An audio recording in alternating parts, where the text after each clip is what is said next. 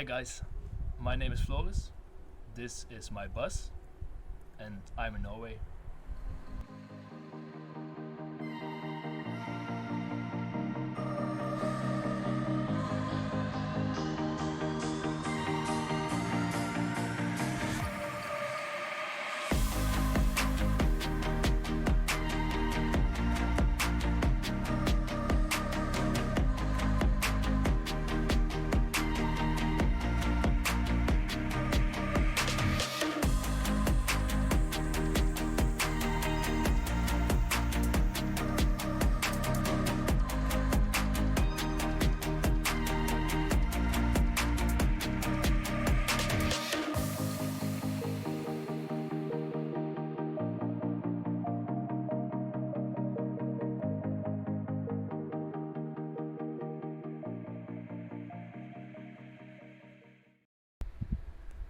So, I'm currently on my way to the Jotunheim National Park, but for the past hour I've been driving this amazing road and I thought it was a shame not to stop.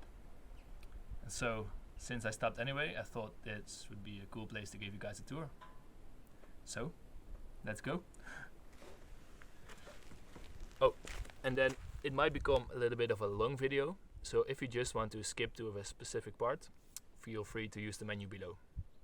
Thanks for watching and enjoy. So when you enter the bus, you will first see this little shoe rack, as well as a hook that I just put in so you can get rid of those things before you enter the bus.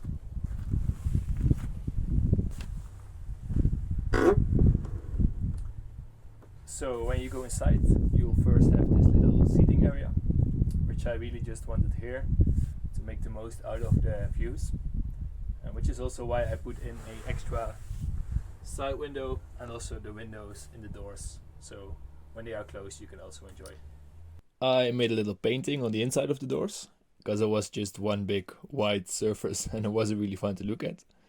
And I've also put in some mosquito nets just in case, and I made some wooden panels to cover up some electric cables running behind them. The windows in the back have blinding sheets as well as mosquito sheets. And for the window in the side, I made these insulation panels out of leftover insulation material that I used for the bus. So I can just put them in like this, so that the bus is both isolated but mostly dark during the night. And my father's girlfriend made this little artwork on it that represents our family on my father's side. And then, well, the side benches of course house a lot of storage. In here I have some jackets and backpacks and camping gear, my drone.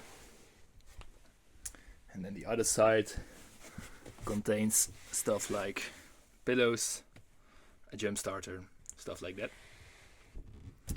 And since the van is a lowliner, it also houses the wheels inside, so they are also covered by the benches. The middle bench houses all my electrics. I've got two 100 amp hours lithium batteries, which might be a bit overkill to be honest, since I haven't gone beneath 80% yet. And furthermore, I got a Multiplus, an MPPT converter, and also a Orion DC to DC charger.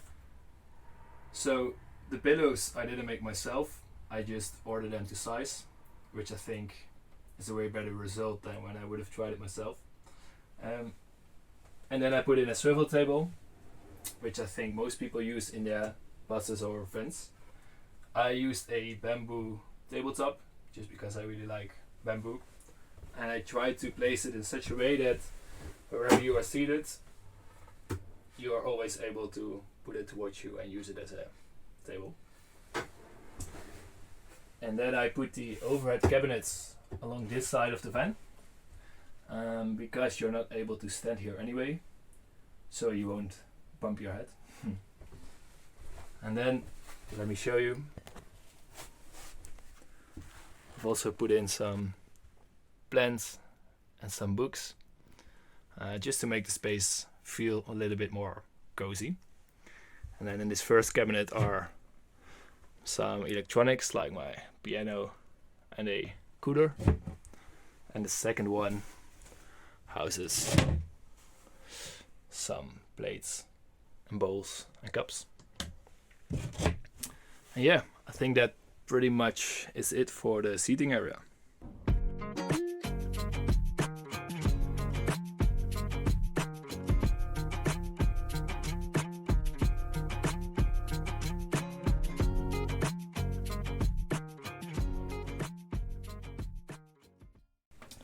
So when you walk from the seating area to the kitchen, you will actually have to go through the shower. I made these panels that can be hung onto the screws, so you can actually make an enclosed space.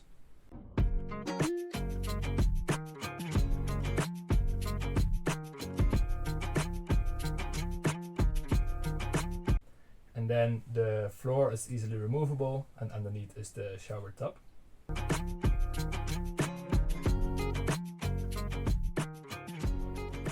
I don't have a grey water tank underneath the bus, so when I shower I have to make sure that it's okay that the water just drains outside. And I also only use 100% natural shampoo. The switch for the shower is up here, and the shower itself is this boy. And then I also have this vent that you can open when you want to shower. And it also functions for when you are cooking. You can put it on and you create this extra flow of air, like this. Almost forgot to mention, but this whole wall is treated with a waterproof coating, and the panels themselves are made out of PVC, which is a water resistant material from itself. I also don't have a boiler, so I'm basically an Iceman now. And I gotta admit that putting up the shower with these panels is kind of a hassle, and I think I would do it differently next time. When you enter the kitchen, the first thing you'll see is this mirror, which I tell people I put in to make the space look bigger, but in all honesty, it's just there to check if there's nothing in between my teeth before I leave the vent. So welcome to the kitchen. Let me first show you what's inside all the cabinets. So starting off with this one next to the mirror, it's just a door, and inside I have my water tank, 85 liters, as well as the water pump and the compressor, and some toilet paper. Next one is basically one big drawer that houses mostly some plates and some pans, and one sweet potato. And then the door underneath opens up to the diesel heater, that's right there. And it vents into two spaces, the kitchen itself, and then also my garage space, which is behind this plate. I did that so that in winter times I can also heat the space underneath my bed, and it keeps me warm at night. And then this is just a 10-liter jerry can for the diesel. Next one is the door to the fridge. I got a 65-liter fridge, also with a freezer area. Not much special in here. And then another drawer for my dirty laundry.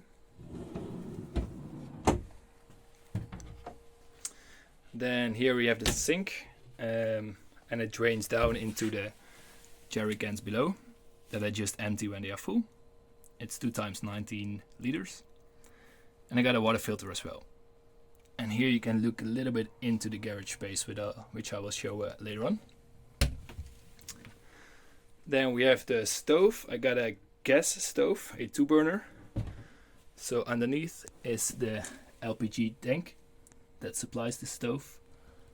I can fill it from outside. There's a filter as well. And just 2 garbage bins. This one is for plastics, and the bottom one is for general waste. This one looks like a bin as well, but actually houses my cables. And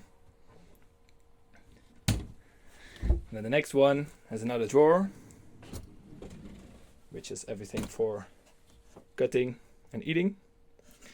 And it actually has a secret compartment which is a bit of a miscellaneous area, because it got some cleaning utensils, but also some stuff to drawer, as well as an old phone, a bit of everything.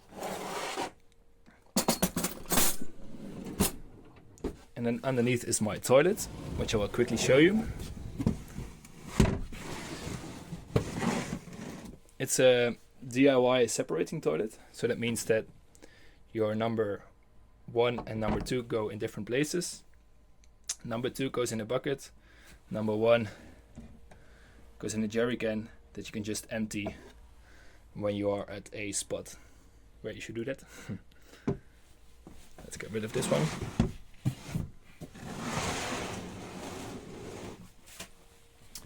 And then the last cabinet is a little bit harder to open. But it's a pantry that houses some of my herbs, but also stuff like oats, maple syrup, gotta have maple syrup, and stuff like rice and pasta. So that's it for the cabinets. The countertop is again made from bamboo. These are actually just cutting boards from IKEA that I glued together. These are all fixed. This one is still removable. So when I take out the pin, I can move it. The reason I did that is because I use this as a cutting board, as you can maybe see by the scratches. So when it needs replacement, I will just buy a new one and put that one in.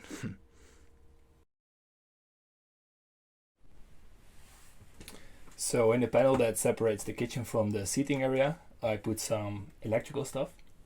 I got a gas detector for carbon monoxide, but also other toxic gases. This is just my monitor for the batteries, so I can see how full they are, but also how fast I'm charging.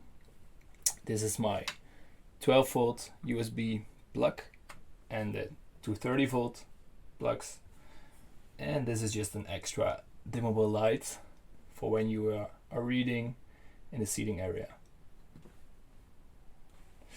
And then these switches are for several things. First one is to put off or on all the 12 volt appliances, which is mostly usable for when you want to leave the van for a longer period of time. You can just shut them all down. Second one is for my water pump, and then we have 2 for lights. This first one is for the LED strips in the ceiling.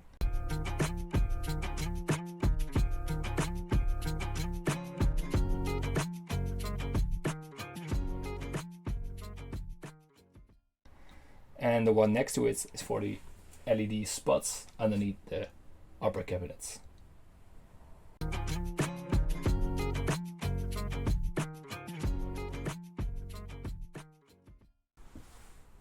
In the kitchen I have 3 more upper cabinets. This first one is used for all my coffee stuff. Very important, especially in the morning. Second one is for all my food that doesn't go in the fridge. And then the third one is for my toilet bag and first aid kit and stuff like that. Ooh, lovely sound. And then in the kitchen I also made a backsplash from all the leftover wood I had. And a separator between the kitchen and my bed, where I just put some photos in for now. I also have this skylight that, just like the windows in the doors, also has a mosquito and a blinding option. And then lastly for the kitchen is this wall that is basically the shower wall with some plants, and for the rest it's pretty much empty for now. But my plan is to bring something like a souvenir from every country I visit and put it on here. So this one is from Denmark, and this one is from Sweden, and I still have to get one from Norway.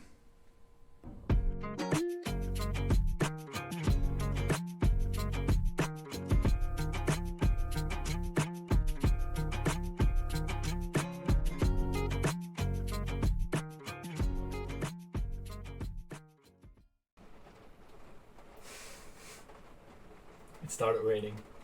Guess that's also Norway. Well, this is my bed. It's raised because, like I said before, my garage is underneath, which I'll show you later on. It's 120 by 190, so for me that's perfect because I'm 185, so plenty of space. In here I got an extra reading light that also has a USB plug in the bottom, so I can charge my phone there during the night. And I usually switch the side where I put my pillow depending on how I park the van. So which side is most up, there goes my pillow. And then in the area above the driver's seats, above all the seats, I put all my clothes. Put it in baskets so that it's a little bit easier to put my shirts with shirts, etc. And lastly, let me show you. I have this what I call escape route, which allows me to see the front of the van. I do actually fit through it when I go arms first, but it's mostly used to check what's going on in the front of the van, because this is the only way to do so whilst I'm in here. So yeah, that's my bed. The floor, the ceiling and the walls are isolated with a material called XPS that I use because it's cheap and has a high insulation value. The floor is a PVC floor, so it's water and scratch resistant. I try to use second-hand materials as much as possible, so the floor, the wood on the ceiling, the window in the side, the mirror, the sink, they are all from Facebook Marketplace. I think it's cool that some of the things in here already had a life before they ended up in the bus. And yeah, that sums up the inside. Let's go outside now. A few days have passed since I filmed the inside, and I'm also a lot further down the road. But for a good reason, because I've been waiting for that to show you the outside. When I look back at the footage of the inside, I realized that I used the word "so" a lot. A bit annoying, sorry for that. And I also realized that I haven't mentioned yet what type of bus it is. Here it is. It is a 2008 Renault Master Lowliner with 180,000 kilometers on it. It didn't quite look like this when I bought it, as you can see somewhere here. It was used as an old pickup truck for a second-hand shop, and when I bought it I just ripped off all the stickers, and the surface underneath turned out to be pretty good, so I decided to keep it this way. The polyester panel was damaged in some places, so I went to fix it and put a Raptor coating on top to protect it and make it look cool. And I did the same for the bumper in the front. On this side of the van I can refill my water tank. The other side has the inlets for power and gas.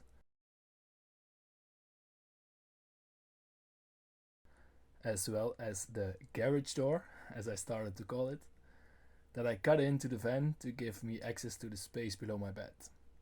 I can lock the door from the inside and the outside, just to make it a bit safer. On the inside of the door I mounted some of my camping gear, like tents and hammocks and sleeping bags. And inside are my 2 bikes, as well as my spare wheel and my outdoor shower. I didn't quite like the idea of the bikes always being outside on the back of the bus, so I came up with this instead. It's a bit of a hassle to get them out and to adjust the seat height every time, but I still think it's worth it to have 2 bikes with me on the road.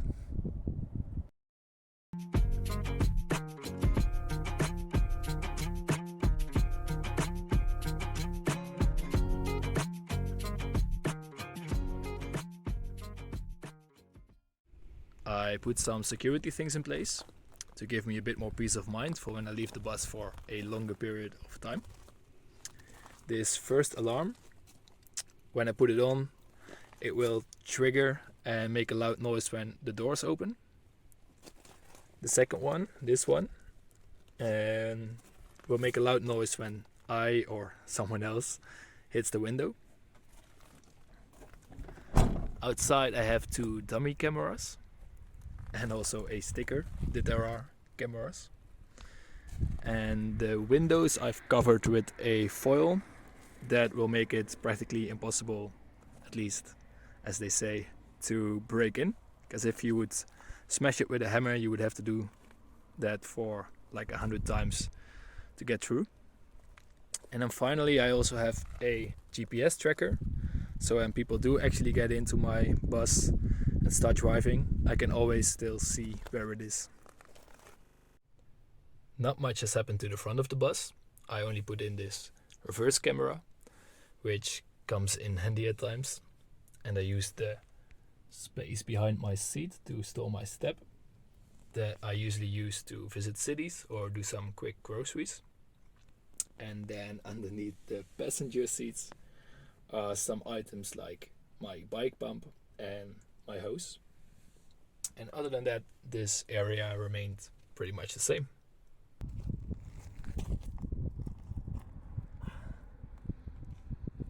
Before I move on to some numbers, I just wanted to tell you that if you ever feel like joining me, whether that's for a day or a week or whatever, feel free to send me a message.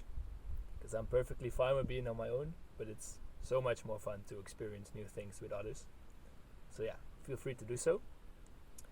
Then on with some financial stuff. I bought the bus for 8,000 euros and I converted it for roughly 14, which brings the total cost at about 22,000.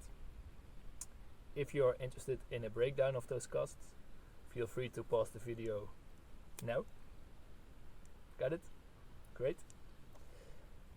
And it took me about 5 months, working some 3 to 4 days a week in total to convert the bus. I was lucky enough to have a workshop at my disposal where I could not only install it but also use some tools for the conversion. And in general, I'm actually really pleased with how it went, and there's not much I would do differently next time. Yeah, so that's that. Well guys, I think that's pretty much it. If you have any questions about anything I just said, feel free to let me know. I'll be happy to answer them. Thanks for watching. Bye.